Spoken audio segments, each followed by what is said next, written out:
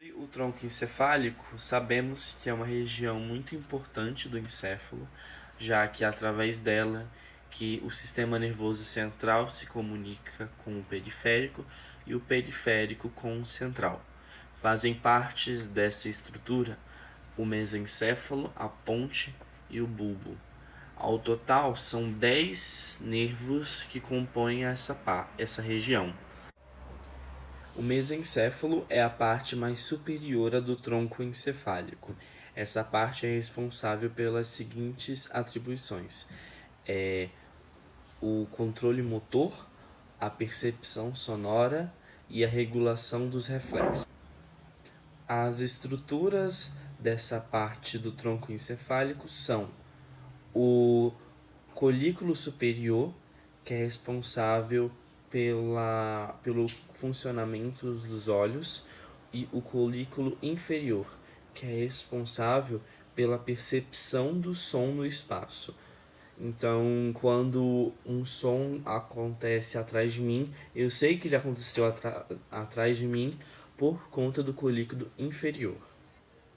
Uma importante parte do mesencéfalo é a substância negra, que é responsável pela produção de dopamina e pelo controle dos movimentos voluntários.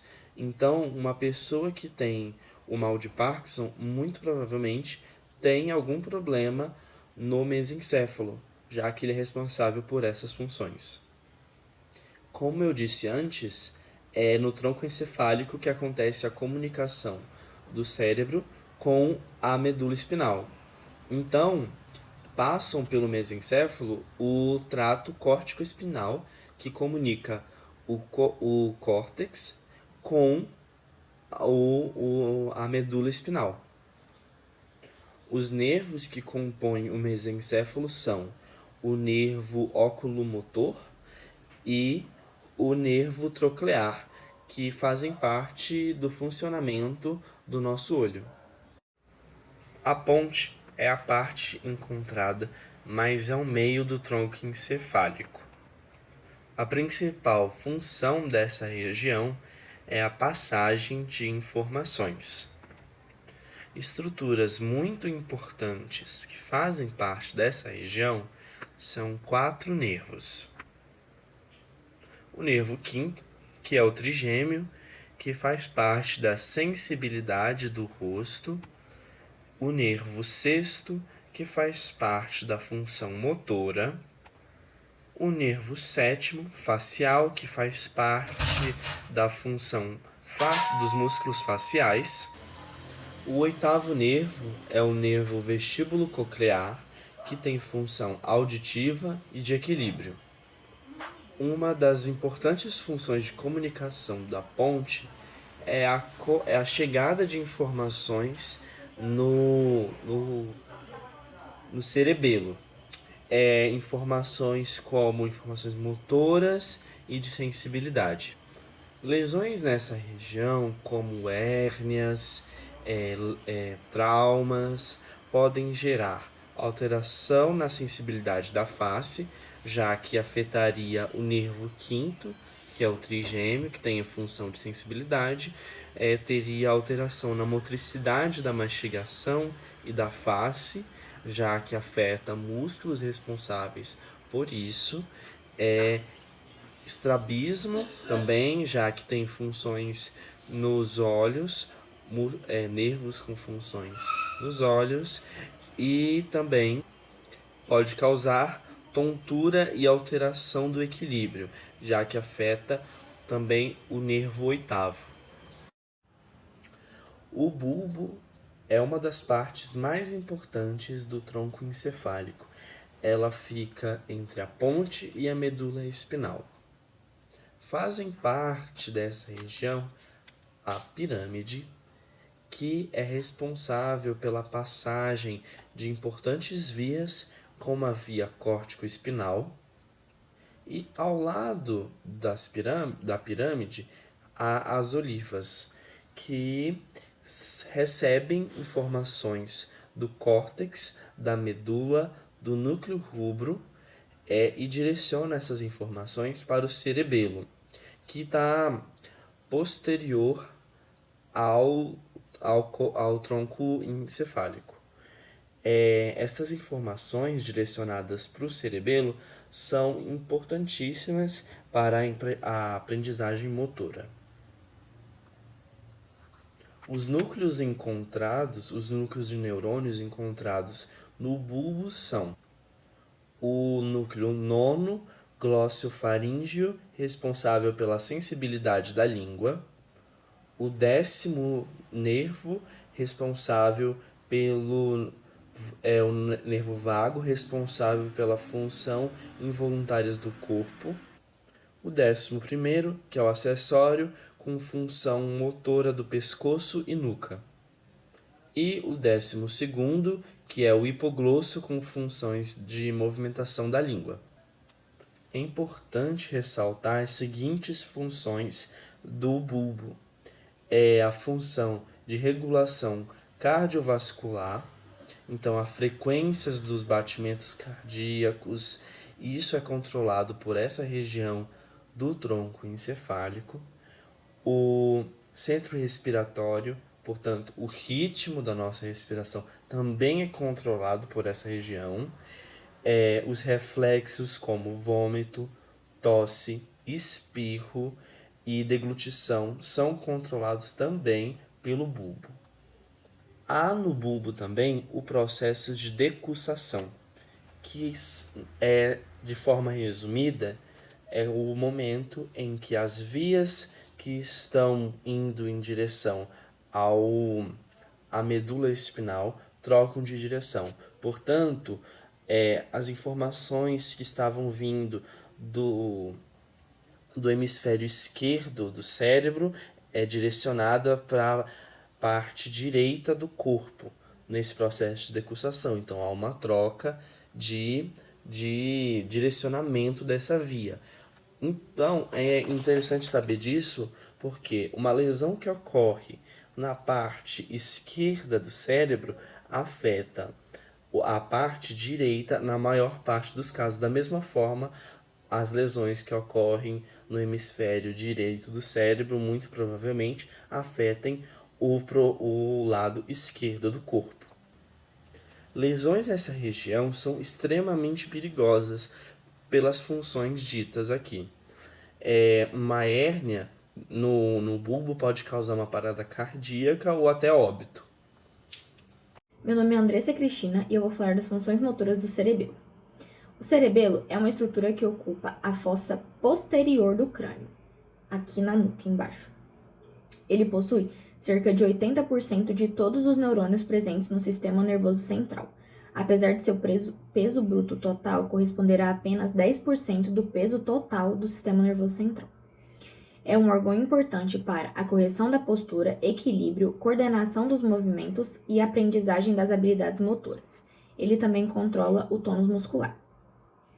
No cerebelo, chegam informações do sistema vestibular, que informa a posição dos olhos em relação à cabeça e a cabeça em relação ao corpo, ou seja, essas informações servem para a manutenção do equilíbrio. Também chegam informações da medula espinhal sobre o grau de contração dos músculos, a tensão das cápsulas articulares e tendões, e a posição e a velocidade do movimento das partes do corpo.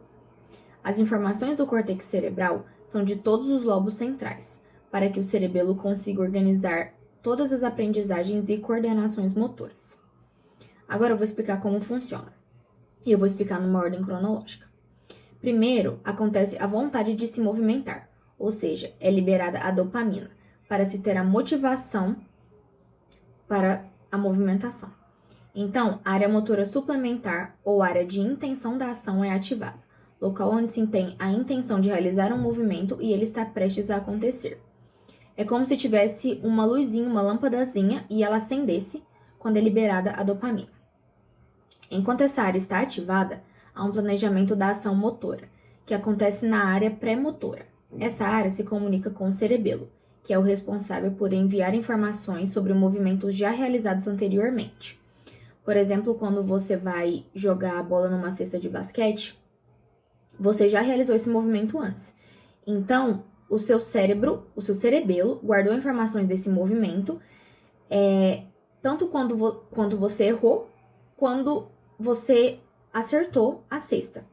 Então, ele grava como você realizou o movimento, o que você fez para executar e o que resultou, que no caso foi você ter acertado ou você ter errado.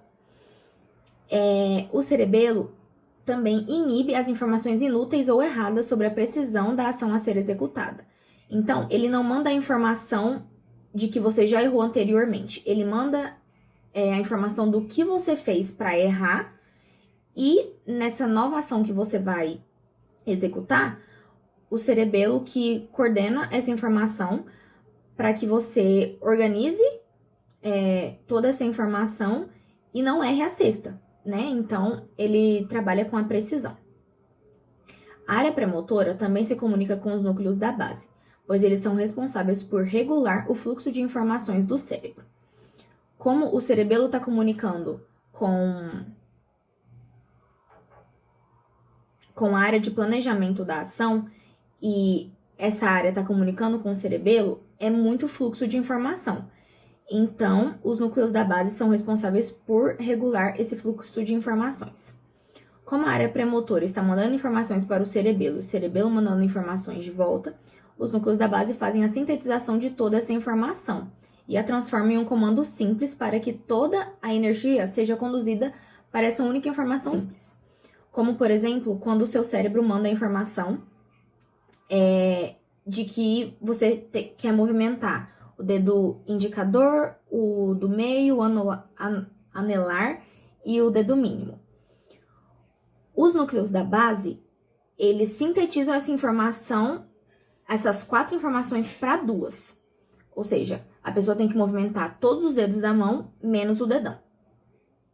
E também, os núcleos da base, ele, além de sintetizar essa informação, você está fracionando a energia em 4, porque são 4 informações que você está mandando, né? Então, quando você sintetiza essa informação, viraram 2 informações. Então, as 2 informações têm o dobro de energia, né? Porque você sintetizou e fracionou a energia. Os núcleos da base, eles também são responsáveis por pegar essa informação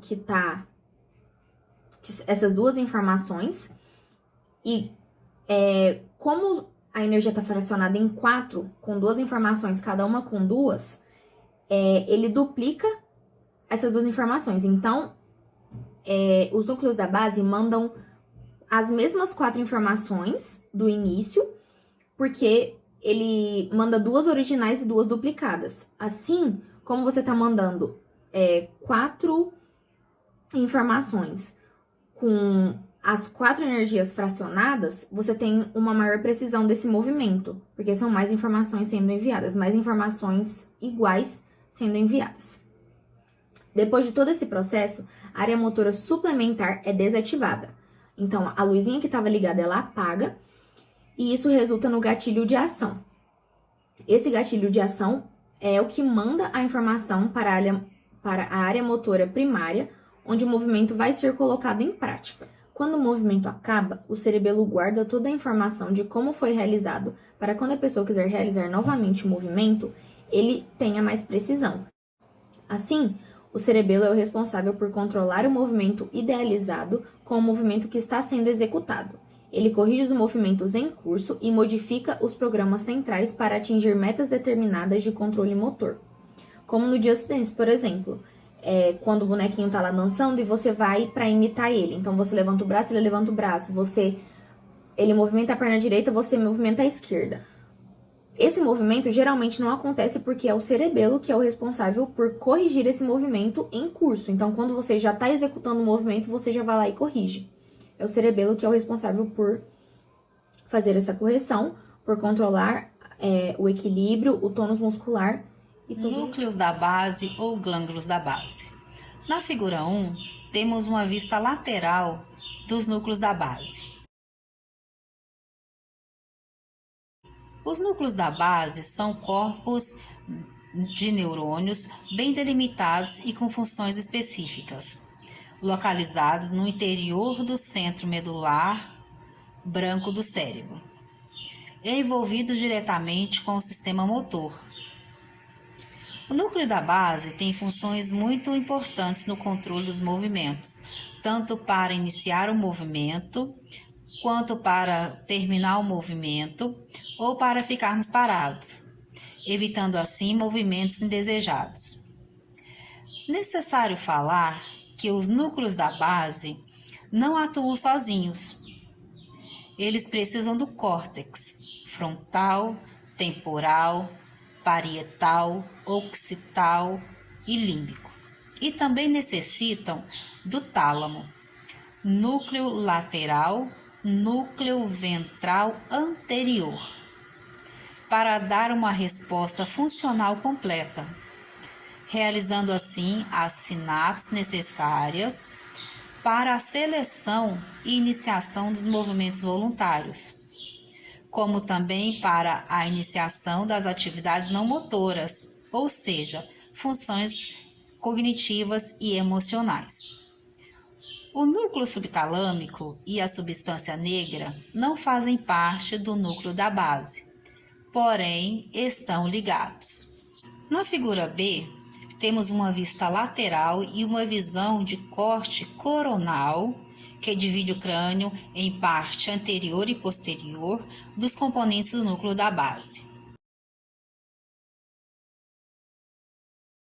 Quais são os componentes do núcleo da base? São o núcleo caudado, o putamen e o globo pálido. Na figura C, nós temos uma vista lateral dos núcleos da base, juntamente com os núcleos subtalâmicos e substância negra.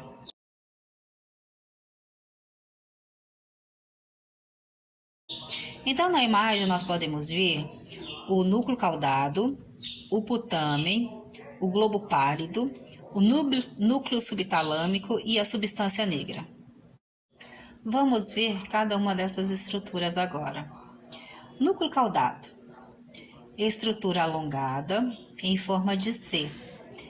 Está dividido em cabeça, corpo e cauda. Ele está na substância cinzenta do telencéfalo. Tem como atribuições mobilidade, aprendizado e memória. Putamen.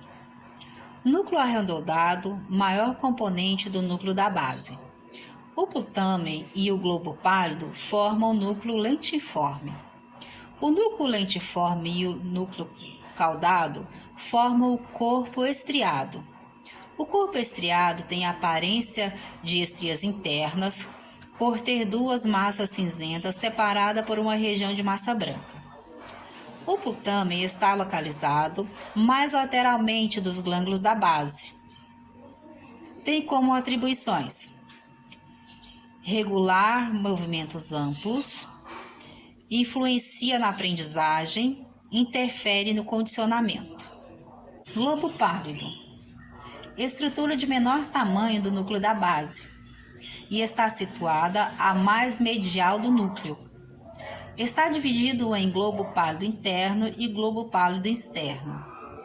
Tem como atribuições o refinamento dos comandos motores, execução suave e coordenada dos movimentos, tais como andar, correr, bater, cortar, tocar instrumentos, dentre outros.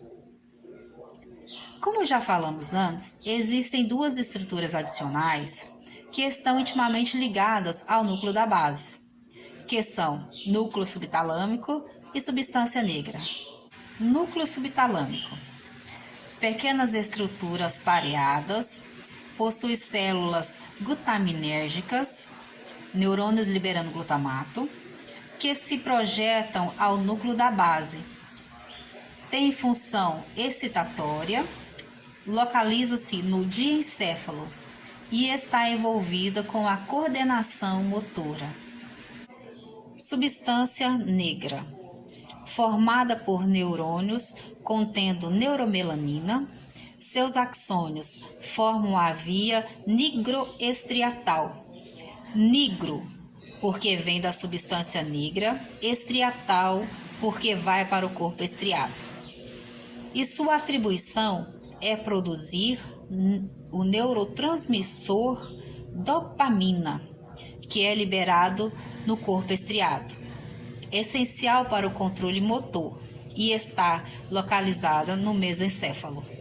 Os núcleos da base têm papéis importantes no desempenho de várias funções. Então se comunicam o tempo todo.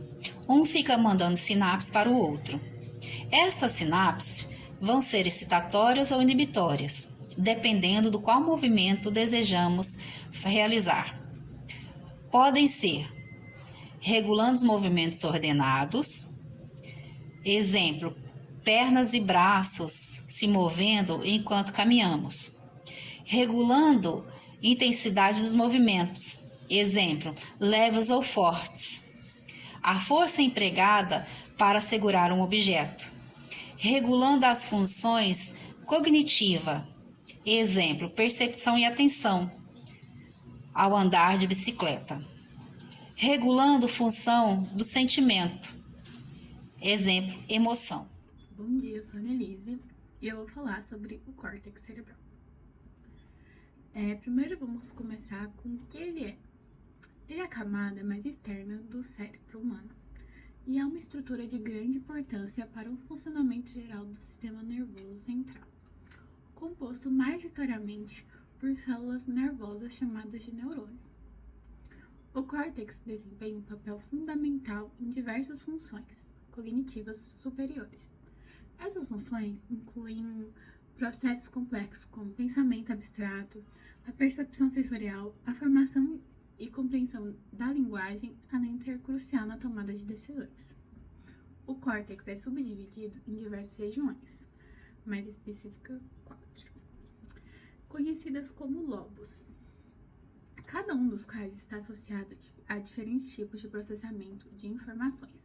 Por exemplo, enquanto algumas áreas estão mais relacionadas à visão e audição, outras são responsáveis por controlar movimentos e interpretar informações sensoriais. Essa organização permite que o cérebro humano realize uma vasta gama de atividades, desde a mais simples até a mais complexa. Vamos conhecer essas divisões.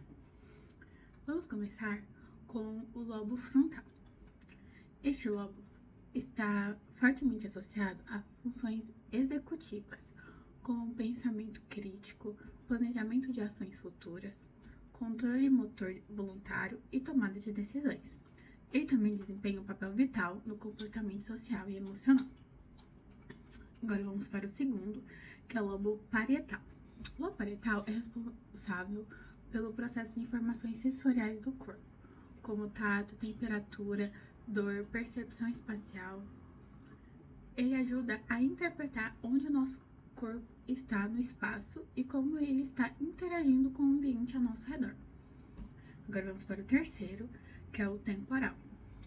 Envolvido principalmente na audição, esse lobo também desempenha um papel crucial na formação e recuperação de memórias, além do conhecimento de objetos e faces. O lobo temporal é vital para a nossa capacidade de entender a linguagem e se comunicar. Agora vamos para o último, que é o occipital. Ele é principalmente dedicado ao processamento visual. Toda a informação que captamos através dos olhos é interpretada nesta região do cérebro, permitindo-nos ver e compreender o mundo visual ao nosso redor. Agora vamos entender como que o córtex recebe essas informações. Ele recebe através de um processo altamente organizado e interligado, envolvendo múltiplas etapas e sistemas dentro do corpo humano. Este processo começa com a entrada sensorial. O primeiro passo no caminho da informação até o córtex cerebral começa com os nossos sentidos. Nesses sentidos, incluem visão, audição, tato, olfato e paladar.